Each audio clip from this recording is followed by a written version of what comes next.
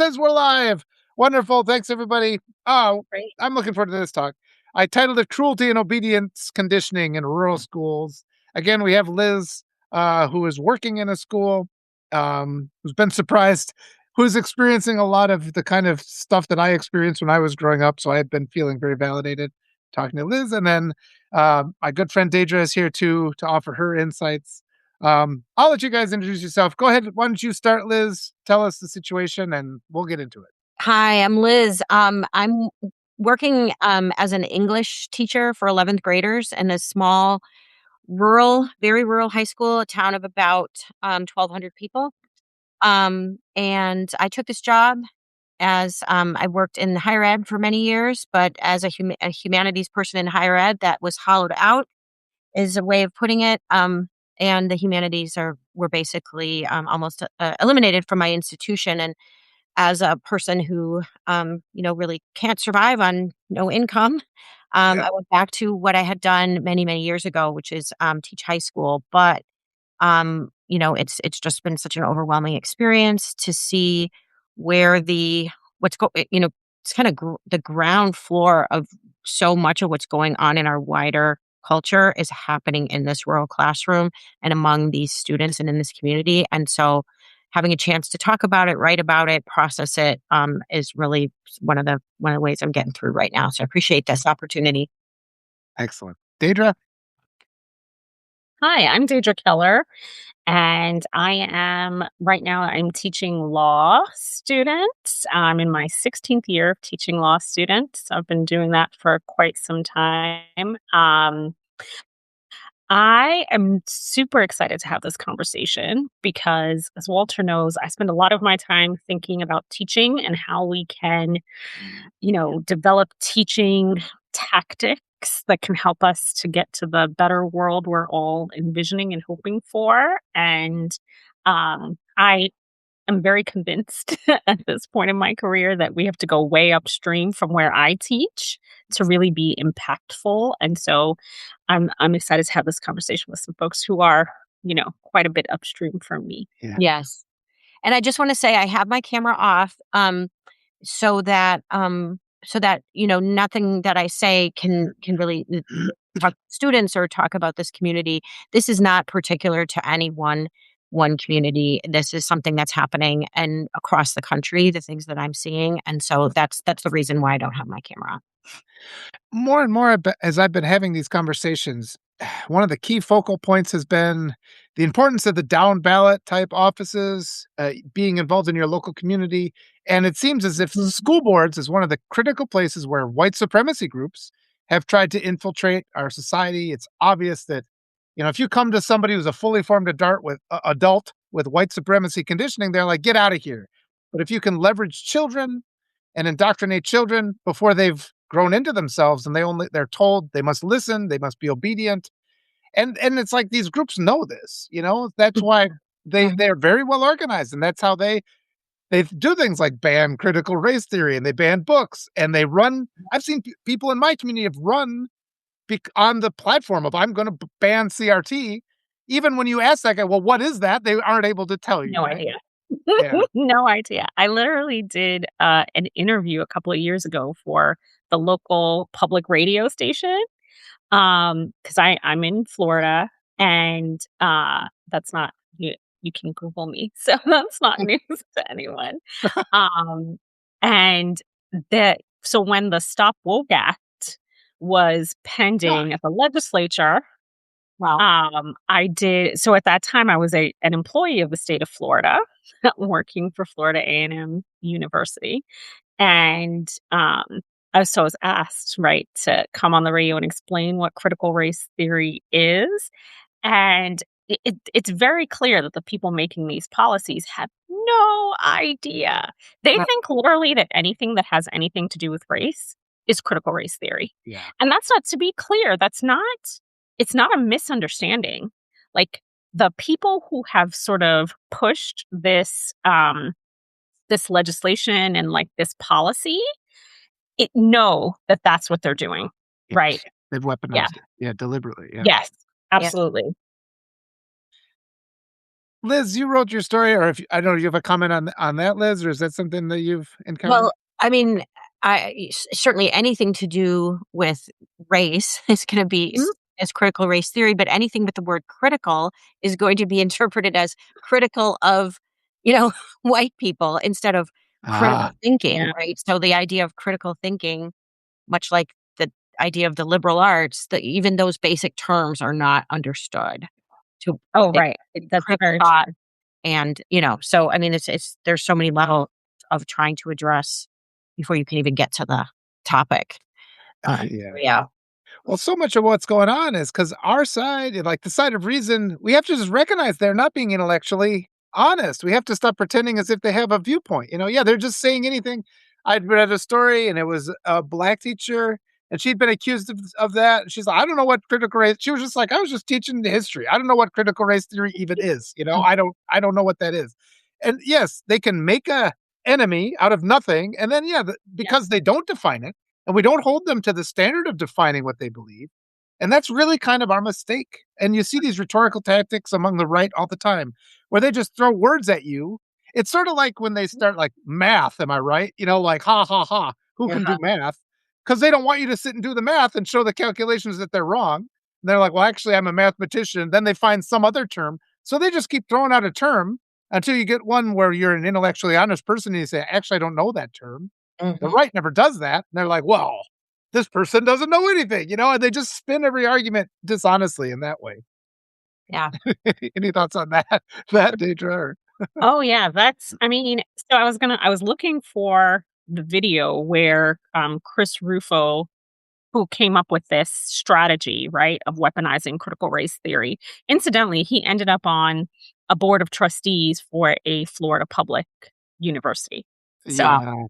Yeah, uh, yes, after he started this weaponization of critical race theory. Florida's a crazy place, y'all. yeah, Yeah. Um that's what I was looking for then, but that's absolutely the case, right? No one holds, any of these folks to, like, explain what you're talking about. yeah, As soon as you start asking the question, you're the divisive one. Yeah.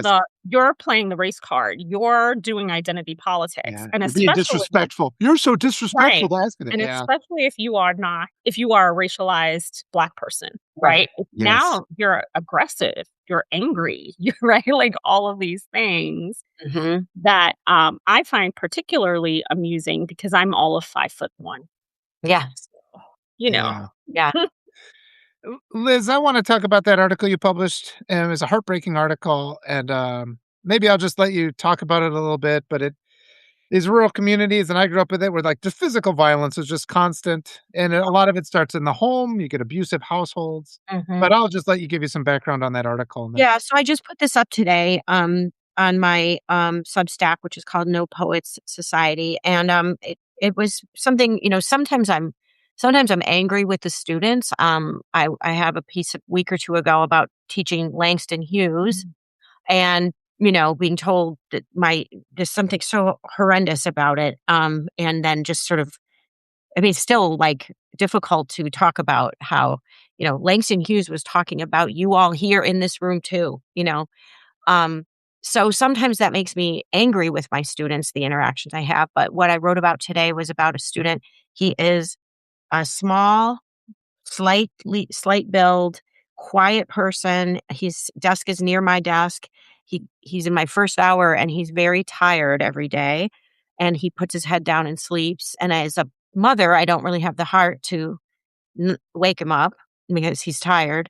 And he came in last week with bruises on his face and on his nose. And without thinking, I said, "What happened to you?" And if you shouldn't do that because it's nothing good. But he said, "I walked into a fence."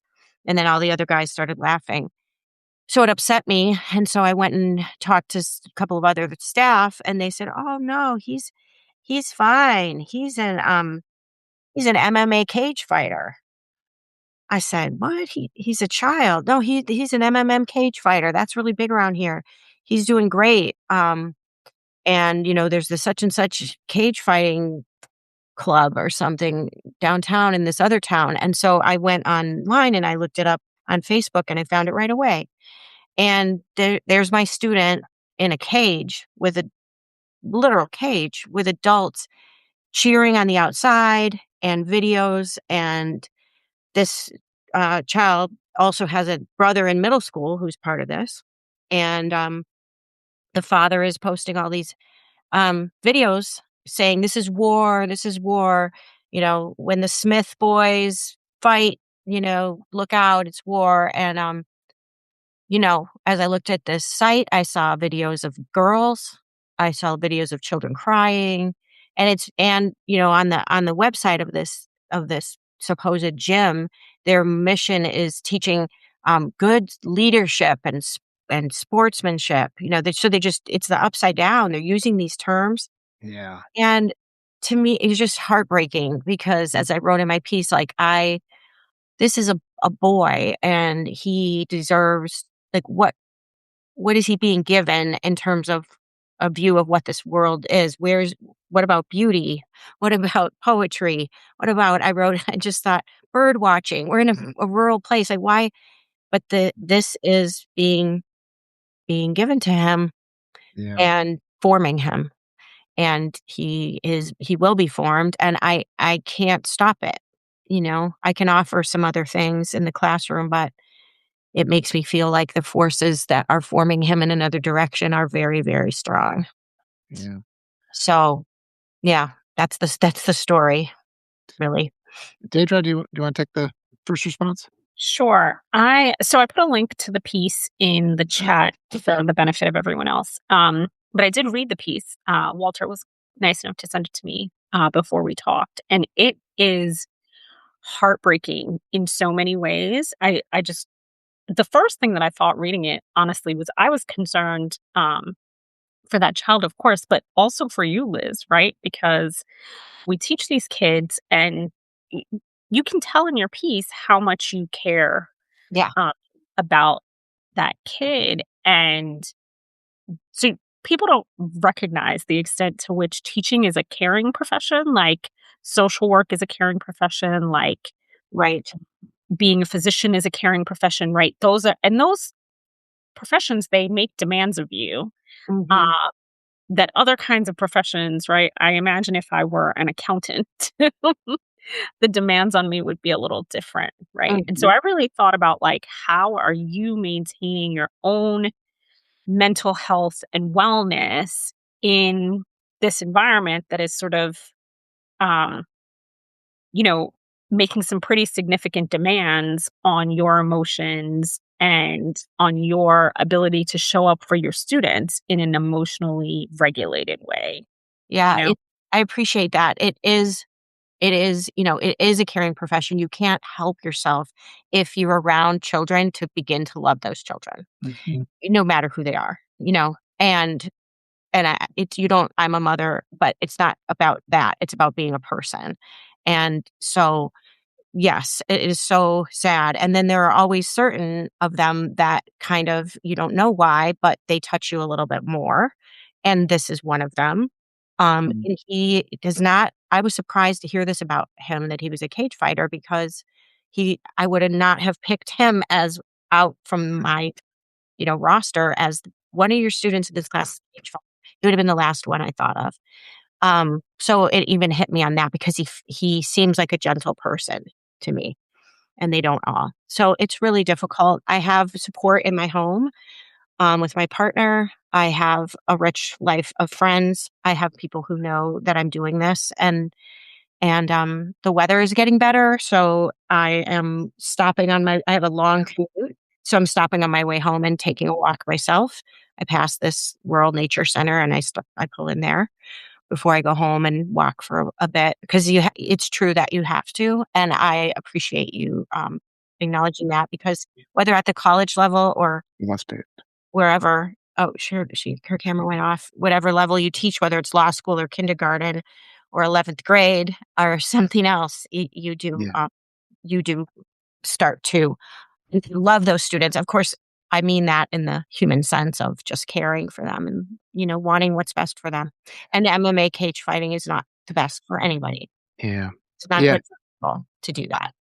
And yeah, I appreciate you saying that too, Deidre. And yeah, Liz, mind your mental health. But and then somebody in the comments says this is not normal. And I think what we need to emphasize is this is pretty normal in these rural public areas. And I can speak to this as a teacher and as a student and as a parent, a lot of different ways this has come up, and I've had to deal with these kind of things.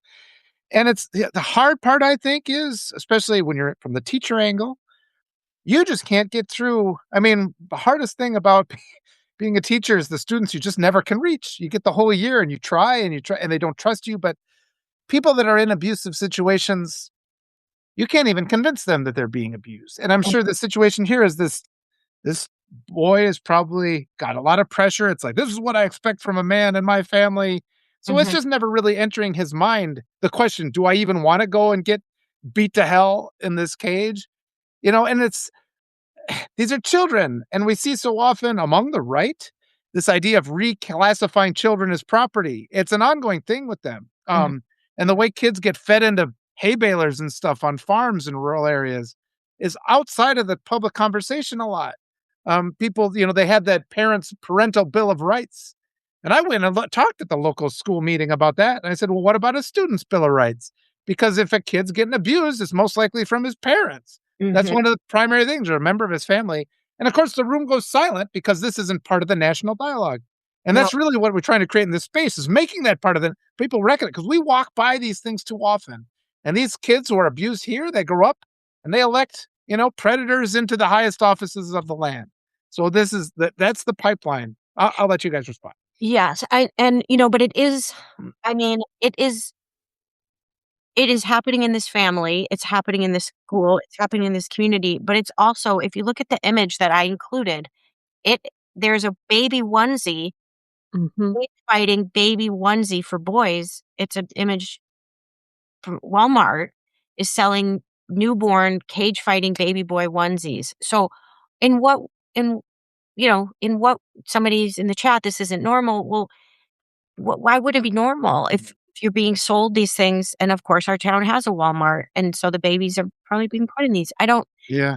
so it's so much bigger than Yeah. well, this is an abusive dynamic within this home or this community.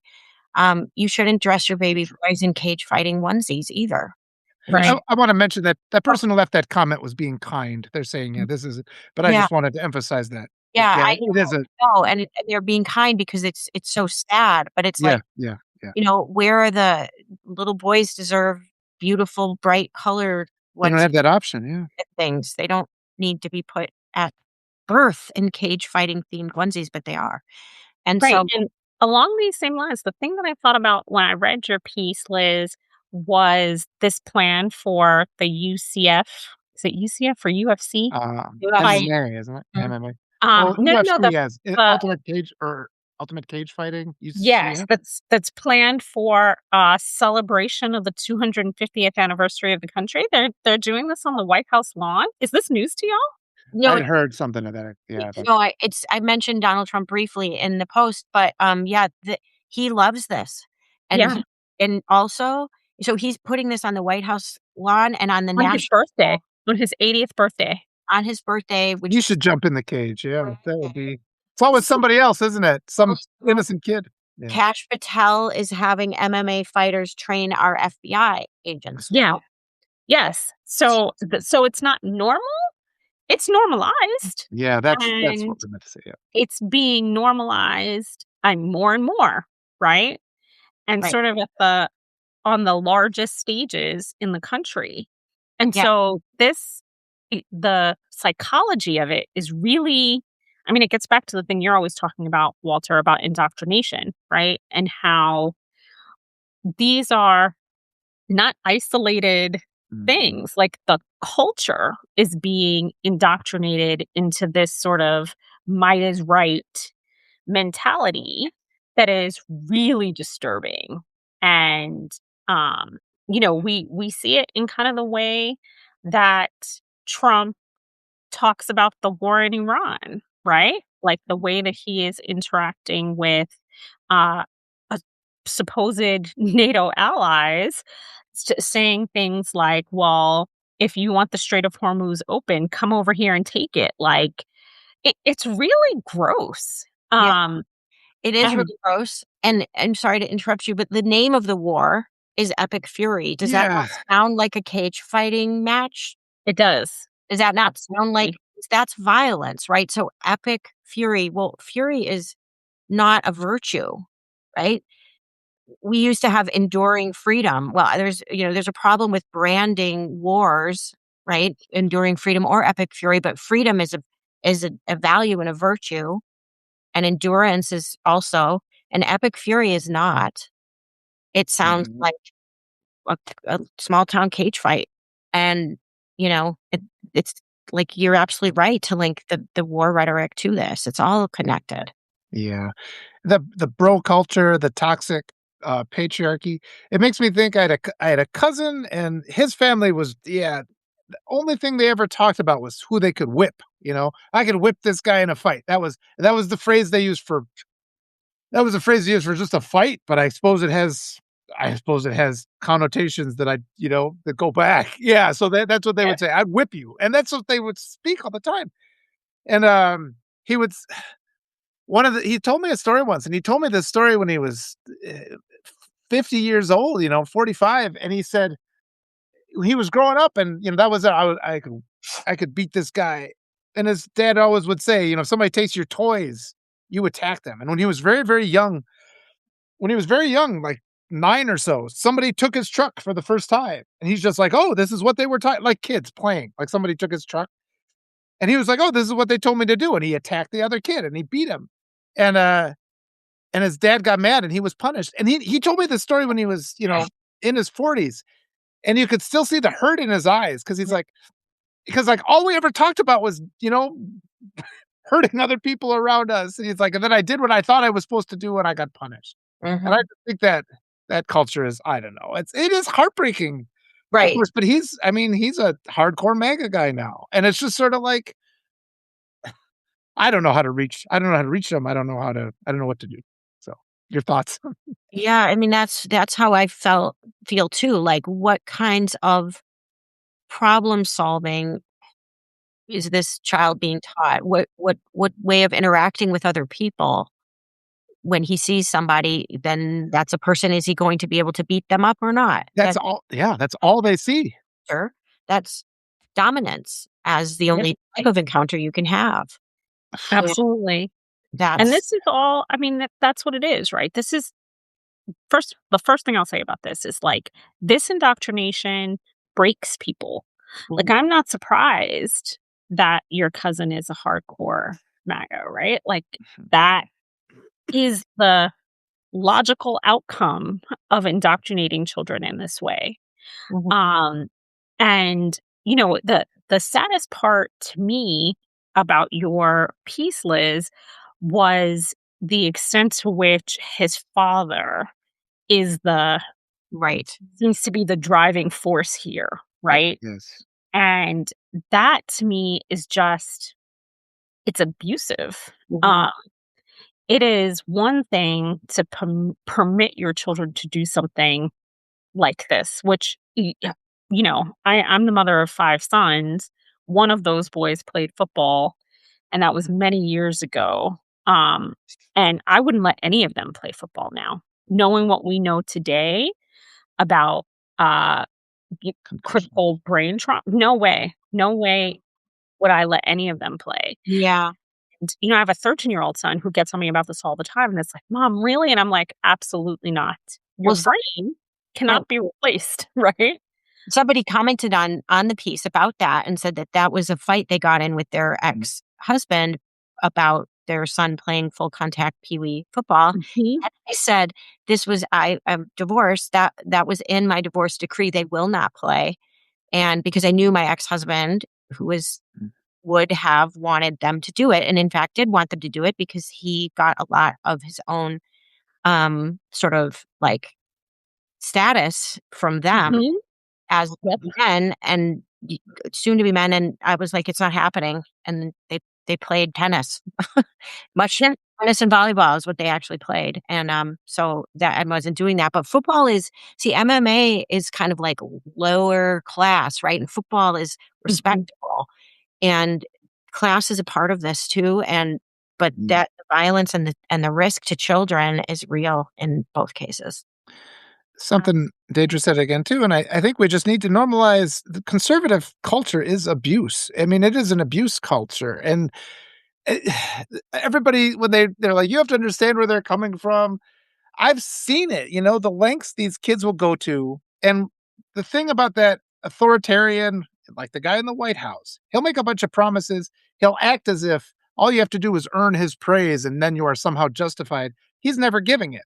A Mhm, comment somebody left on one of the articles I wrote, somebody left a comment that their father was so cruel to the point that even on his deathbed, his children were begging him to say that he loved them, just to sort of justify all that they'd sacrificed to be at his side, and he refused to say he loved them on his deathbed to his kids, because it's mhm, like they hold on to this thing, and that's so much of the conservative ideal, this authoritarian ideal. You withhold something. You take something that's imaginary, this lie, and then they withhold it. And you see that in a larger scale. We endure the abuses of the United States because we're all promised that we're gonna be rich, and mhm, we hand over our humanity. You're never getting rich, you know? And I think a lot of in my life, it's one of the keys that allowed me to get out of this because they run down the idea of education, and it's like, all you have to do is score 100 on this test, and you'll be fine, and every kid fails. Well, I scored the 100, and I didn't get anything, so I started to get, like, cracks in the armor of this indoctrination. mhm, But also like what Liz is saying, the other thing I did is I read stories about compassion and love and, like, healthy relationships, and I thought, "I want that." And just when you're carrying these books around in classes, the people that are indoctrinating you become afraid of you because they see that you're starting to see that treatment. So, I will say this though too, Liz, even if it doesn't seem like you're making an impact, you can say to this boy, it says, "You can choose not to take these beatings. You can do that." And there have been times in my life where somebody said something nice to me when I was 8 or 9 or 10, and I wasn't in the place where I could take the message, but I remembered it, and mhm. it fortified me anyway. And years later, I was able to be validated, and so that stays, that's a seed you plant, and so take heart, and it's like, don't feel because it is doing so much what you're doing, just being there, showing that if I remember sequences of just kind faces that got me through some really dark times, Mm, and it doesn't take much. A smile yeah, can get you through a year, so yes, please keep doing it, thank you for what you're doing. thank you. Another thing about this child, and I'm gonna call him a child, in this community also is has to do with religion and Christianity.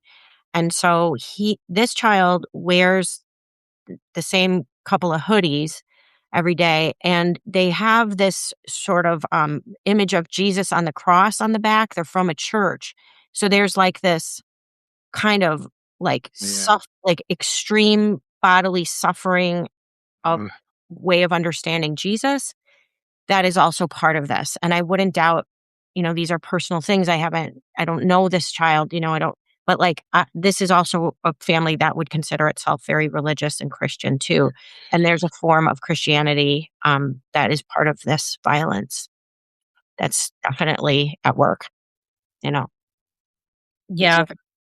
I think we talked at some point about my own kind of religious journeys. Was raised very Catholic, like very Catholic. Um all girls Catholic, high school Catholic, right? So that's sort of how I started questioning indoctrination, right? Was kind of my I started questioning Catholicism, my own faith, the faith that I was born and raised in. And once I did that, then I started questioning everything, Right. right? And I think um because of that, I can see very like you once you see it, you can't unsee it, right? Right. And so it's very obvious to me when religion is being wielded in that way as like a tool of indoctrination. Right. And that happens, I think, more than we clock, Acknowledge, right? yeah, yeah. Yeah. Right. Instead of a tool, which in my view, is if it's not a tool of liberation, it's being misused. Absolutely. That's been coming up a lot in my conversations because I think we get indoctrinated by these binary models, like good is on the left and evil is on the right, and they should never overlap. In reality, evil is a shadowy reflection of good. It's like you take because I'll get this a lot where I'll suggest things, and then people will just like, well, that's going to be corrupted in these ways, and it's like, The problem isn't the tool. It's not the thing I'm trying to do. I'm not like them because I'm trying to propose this change. They're wielding it in a way that's evil, and I'm going to wield the same thing in a way that's good. But that's deliberately deployed to get us to do nothing. Like, we can't be evil, so we just have nothing left. Like, no systems can actually be used for good, is kind of this idea. And this is something we really have to push back on, because it's the basis of this whole, well, the government just can't work for us. So the only solution is to dismantle the government. And any programs like helping education and food for people, that's just impossible. And yet all of our money goes to these needless, endless wars where they blow up schools full of kids. Right. And I'm so glad that you connected that dot, Walter, because I think the conversation we're having about how much we glorify violence is of a piece, right? Like, the what you spend your money on is what you care about. And when you look at and this is true all the way down to municipal budgets, right? Right. Uh are much more heavily on the punishment side, right? Yeah. Jail, we spend more on jails than we do on schools in this country. We spend more on war than we do on health. Like, these are Yeah. huge problems, and they're not just policy problems, they're values problems, Yes. right? Right. Yeah. Yeah, I love what you just said there, punishment versus reward. I've been talking more and more with, congressional candidates and just trying to equip them, like progressives, with language that'll be more effective, and, like, the billionaire welfare is one of the things I've been saying, like, "Why shouldn't we use our money to help people?" But this is this long process, and, the work Liz is doing directly in the school, but also here in this community as we talk about these things, because we have to empower ourselves. Just the level of conditioning that we've all been subjected to that permits just these atrocities to go on. And at some point, you get to that moment where you see a kid getting all beat up, and it's just sort of like, this is wrong, and you have this reaction. And then that's hopelessness. Because as a teacher, there's not a lot you can do. I mean, you just can't.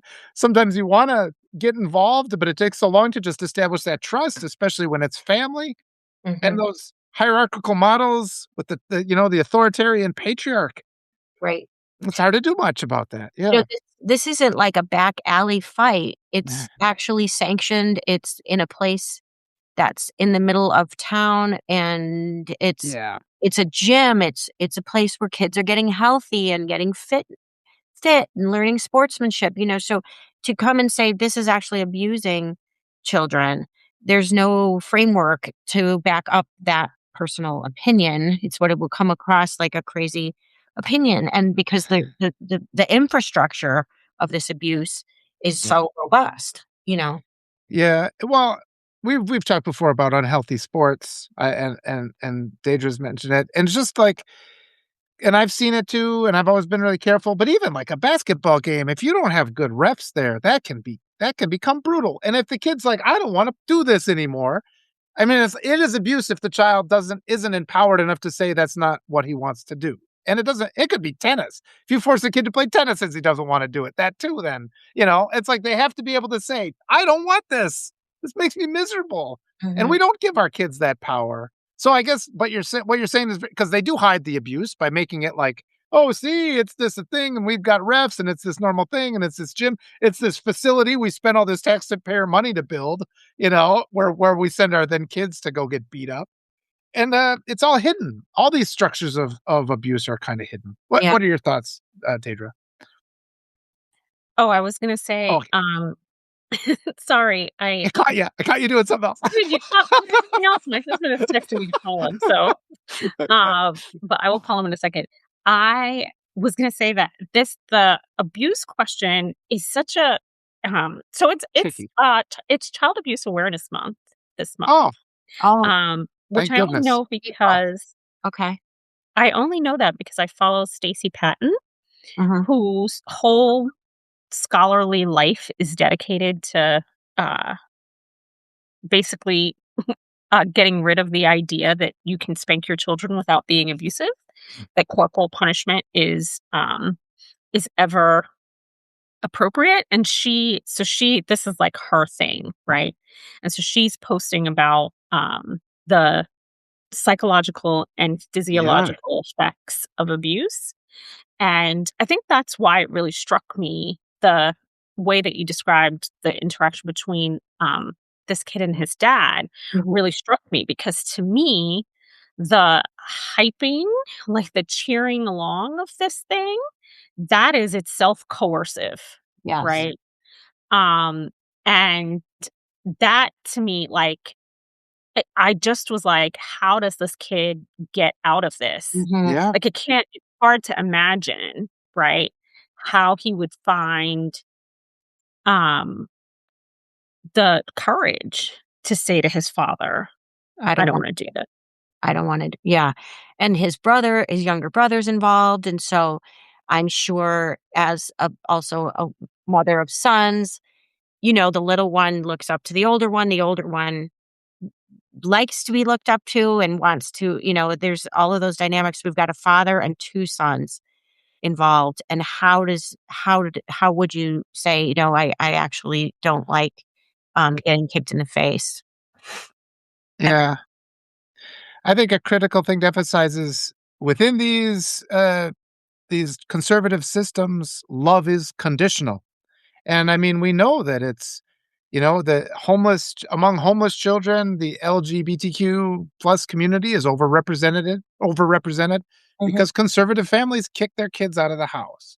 mhm, And I think we don't see this is another thing we don't talk enough about. Oh, we need to respect their beliefs.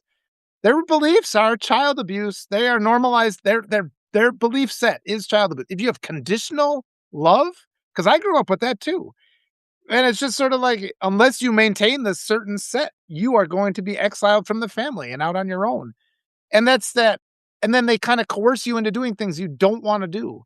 And mhm, then you turn around and you're like, I want to do things differently. And then they remind you of all the things that they made you do as part of being in this conservative culture to keep you there.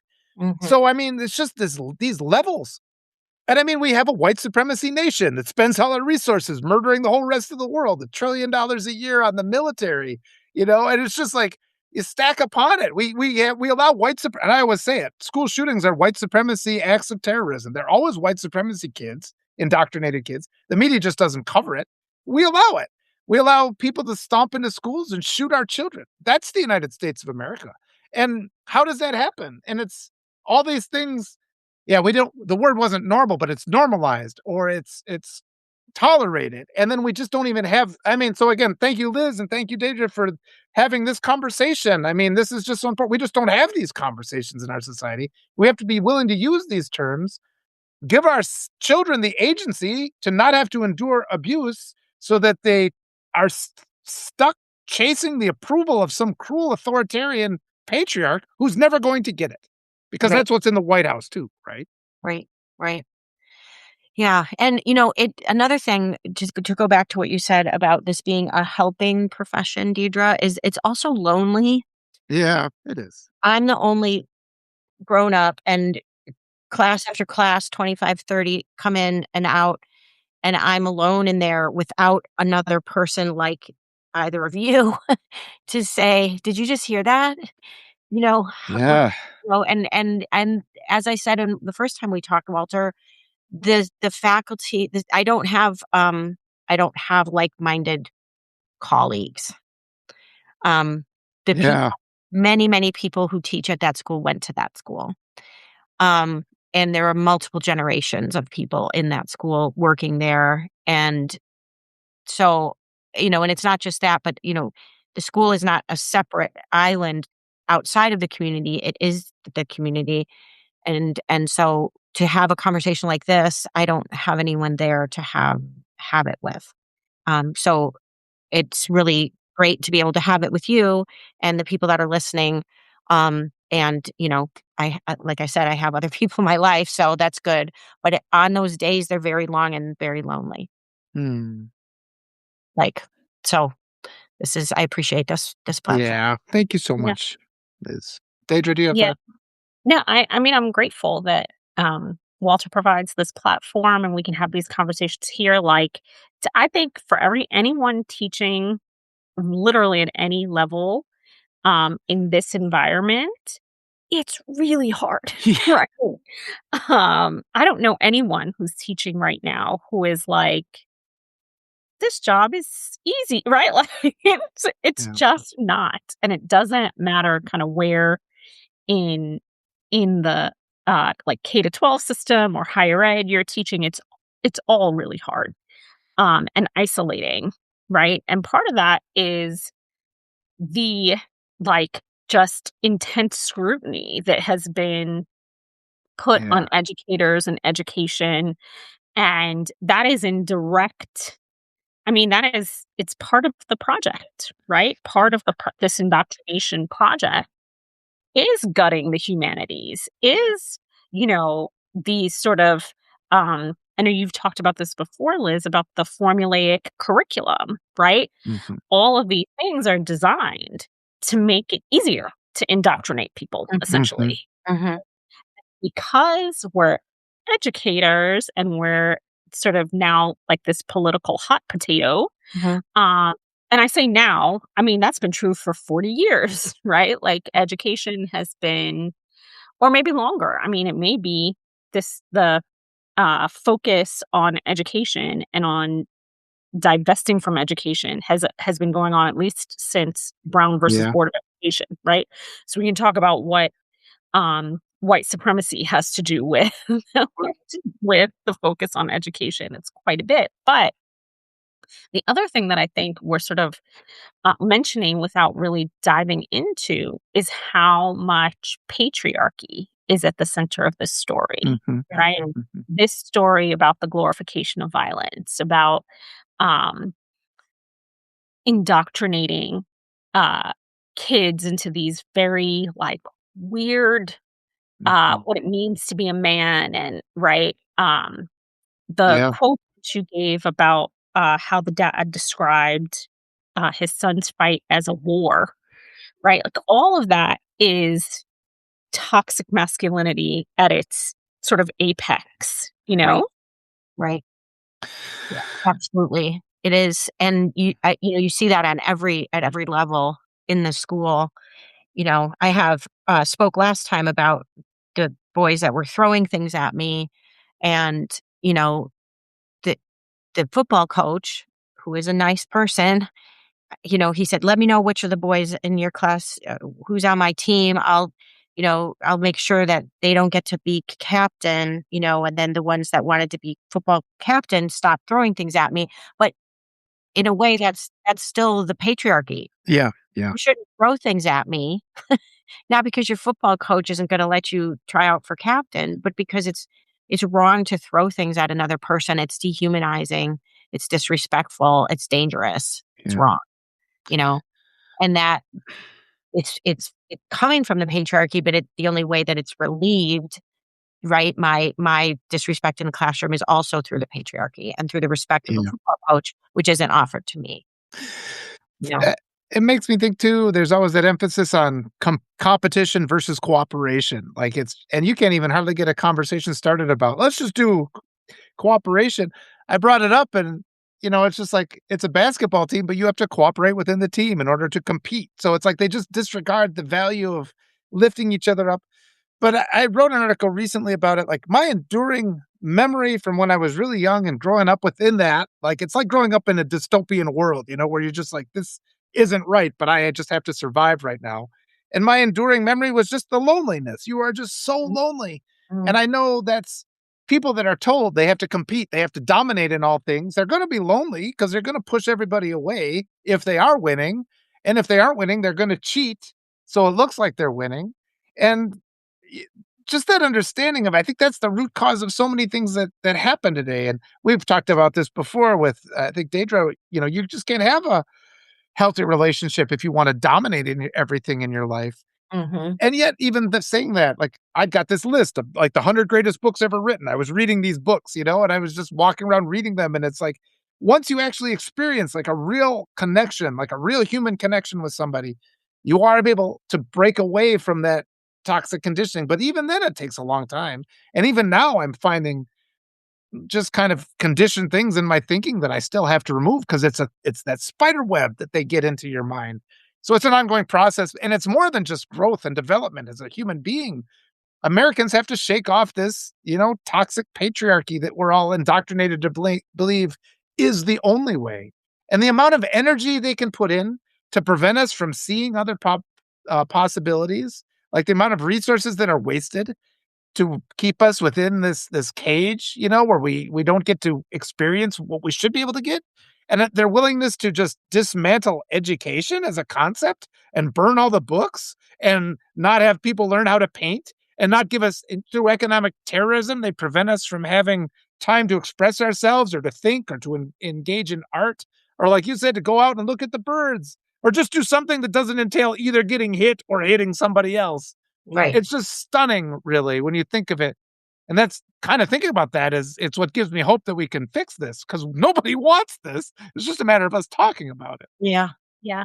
My apologies, y'all, but I have to drop off Oh, now. okay. So, this has been really helpful and generative for me. Thank you, Liz, for sharing your Yeah. piece and for this conversation. And thank you, Walter, always for making Thank you so much, time in Deidre. the States. Love Thanks. seeing you. Sorry for holding you too long. No, no, no, it's okay. I actually, how do I leave? You can Oh, hit I the see. little X. Okay, There you thanks. go. Bye. Just carry it with you. Bye bye. Okay. So, all right. Yeah. All right. What else? What else do we have, Liz? Or what else can we do? Yeah. So I mean, I wanted to just pick up on something we mentioned about these sort of the the the the curriculum being so um kind of like what word did she use? It's just the curriculum is kind of like formulaic, Predetermined. Oh yeah. Okay. Yeah. predetermined and formulaic. And, that's by design because all good literature is going to be liberating. It's going to Yes. cause you to think about another person and to encounter them, and so how can you how can you teach English literature authentically unless you're opening people's minds? But then that's called indoctrination. Mhm. Back to Langston Hughes. It's like, how am I supposed to teach Langston Hughes without indoctrinating people? Because if you read it, you will be changed by it and you won't be able to think the same way about your world and the people in it. And you could do that with any good work of literature is going to do that to you. And so you're in a bind as a teacher because Yes. you're teaching, but you're not allowed to actually authentically teach, which will involve changing your way of seeing the world. Yeah. That's what it's That's wanted. Well, that's interesting because my experience too growing up, and I was just first of all, they tell you like this book is outside of your, like your age level. I'm just like, or like, you won't be able to read this. You won't be able to understand. I just defiantly would read. I never even looked in the kids section. I was always just reading all the adult books just as an act of defiance. It's like, don't tell me what I can or Right. can't. And I don't know if they figured out a way around that. I mean, not too many kids though. Well, at least in my community when I was like one of the only readers. I don't know. I guess I shouldn't make a general statement because like my daughters are readers. I probably have a lot to do with that. I mean, what's it like? What are you seeing? Are there kids in your class who are just bringing in books on their own, or is that There's a unusual? couple of girls who read these paperback kind of like fantasy romances that Okay. are really popular now, or they have been, I think, for a while. And there's two girls I can think of that read those all the time. And I can imagine the world they're escaping into. And I try to Yeah. talk to them about that and they love it.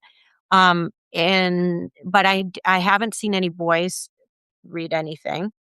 And there's an assignment now where they're supposed to be reading a memoir, and so there. How am I supposed to get this? We don't have, And I went and looked at the public library. I said every single one of these options are at the public library. I don't go to the public library. So there's this real sort of like this is. It's not just that they're indifferent; they're hostile to this project. And that not all of them, but many of them, and I don't know any boy who isn't hostile to the project of reading. Yeah. I 11th grade. I would they and the other thing they do, another tactic is they give you these abridged versions or these kind of like they'll take a classic book and then rewrite it so it's like Yeah. basic. Yeah. And that used to just make me livid. And I would so like the kids would be reading these pamphlets and I'd be reading like the original like 300-page book. Yeah. Yeah. They don't even, when they're encountering like when it's Shakespeare or anything, nobody ever gets the real text. It doesn't even have to be Shakespeare. It can be anything. And there's sort of like these digest versions. I So, I yeah, yeah. Well, I reading think go important. ahead. No, you go ahead. I think people here that are involved with us and listening to us today, you need to understand, I mean, this is the future they want, you know? This is what indoctrination is. When you I wrote an article not too long ago that says "Making America double plus good" is what we should call it. It was like sort of like English teacher joke, but it's Yeah, like I don't know how many people got it, but it's just yeah, but it's what they're doing, you know? I mean, you and they always use it under the guise of we're protecting the kid. Oh, this material isn't appropriate for kid. It's like you think these kids haven't suffered abuse? They haven't lost loved ones. They haven't experienced love. They don't have, and you got your girls. They're longing for a connection, and they're right. escaping into books. And I know that the only way I knew about healthy relationships was from the fantasy relationships in books that I read. I Mhm. was reading like fantasy adventures, but I liked the friendships. I liked how the guys would walk out and they'd gather up a team and they'd support each other. That's Yeah, what I was reading them for. right, and I mean, luckily, I mean, I care if people throw things at me, we put a stop to that, but I don't care if they think I'm weird, so that's good. So I'll just Yeah, say, you know, these books are how you become a good like, why does this matter? Because reading about other people and imagining them is how you become a good person. Fiction, even yeah, though this isn't true, this is true in a really deep sense, and this is so important. I go on these sort of yeah, like little rants about how much, and I said, "This matters to me. I dedicated my life to this." One kid said, "Are you in a book club?" I said, "What are you what are the chances you think I'm in a book club?" He goes, 99.9%. I said, "That's right.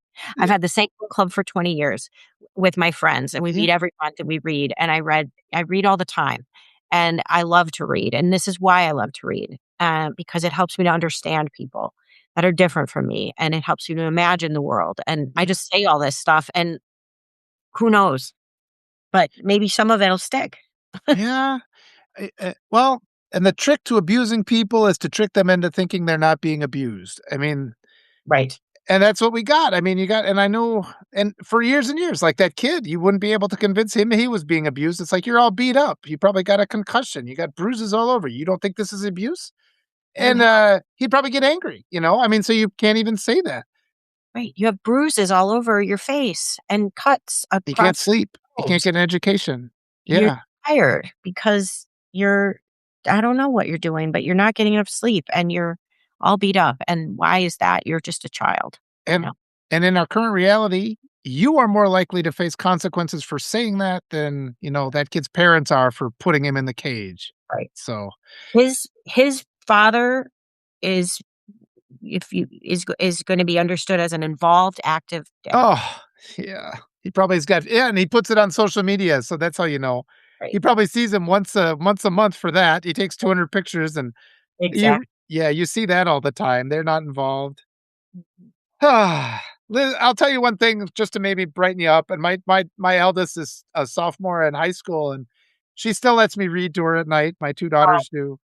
that's yeah. And I write them books. I wrote a chapter today. I've been writing the books for the last 5 years. We got like 10 books I've written only for them, and it's interesting because 'cause they're what you kinda get kids you get. Because my kids are the opposite of there's no other kids like them. Yeah. The few kids have had that experience, and my eldest, she just applied to become the student representative for the school board, and, Well, that's so good. And, yeah, there is something about being read to that even yeah, my students respond to. There are yes. times when I say, "Close," because that's a whole other thing, and there's been some national press about, people pushing parents and districts pushing back against these Chromebooks because they're Oh, yeah, really problematic, and my school has Chromebooks, and so, all we do is monitor and try to keep them off sites that are, distracting to them, and it's like, "This whole Chromebook is distracting to you, close it." But yeah, sometimes I'll read aloud to them for 20 minutes, and yeah. you can see them it's a human thing to respond to, being read to. I've seen it where they start out kinda shuffling, and then, then it hits. That magic moment happens, and Yeah, you just feel that connection, like, you reading and this is what I say, like, with when I read to my girls, these stories that I've written for them, they're the stories themselves, but now there's also the memory of the 3 of us up in their room together having read this, and it's like it's a collective adventure. It's fantasy, but it's, the dog is one of the main characters, and he talks, and he's kind of like a stand-in for me, so I don't have to tell him, Yeah. fatherly advice. It's coming from the dog, so they'll listen. But Yeah. they remember it's like it's no different than any other memory, and your students, if you read to them, probably, yeah, just it is that's peace for the soul when they get to share, because they don't have a connection. The kids these days don't have a connection in any way. They're so separated, and just even that moment of quietly in your imagination listening to you read, that's something extremely special. So, Yeah, and I think this is about peace, and there is no peace in MMA fighting after school, and there's no peace in the constant noise and the constant scrolling and websites and all of the, peace is yeah. something that is like, lacking, and for these children and for the rest of us as well. So I appreciate that you pointing that out. Oh, it's yeah, you're so absolutely right. They put us against the wall, economic terrorism, and this is for everybody because we are all the students in your classroom enduring that abuse from the authoritarian patriarch. We are all that. That's Right. what this regime has been. And we have to work our extra jobs and we do our side hustle because we don't have enough money because everything costs too much. We don't have ever any time to just sit and reflect on if we don't want to do this anymore. And Right. that's why people start talking about a collective strike. No, I'm not going to do that. We need to be treated a little bit better. And it is. It's in those moments of peace. It's in those moments of creating art and just reading poetry to each other and having a book club and just being human for a minute. But Mhm. your social media takes us away from that. Everything does. Yeah, absolutely. Well, I'm gonna have to duck out too. I loved having this conversation. It was very affirming and it Good. felt good. So thank you. Awesome. Thanks to everyone who was listening and commenting as well. Appreciate it. Yep. Thanks so much. Let's do it again. I appreciate you. Stay strong. Okay. Anytime you need me, reach out, All please. right. Thank you, Walter. Bye bye. Okay. Thanks, everybody. Love you all.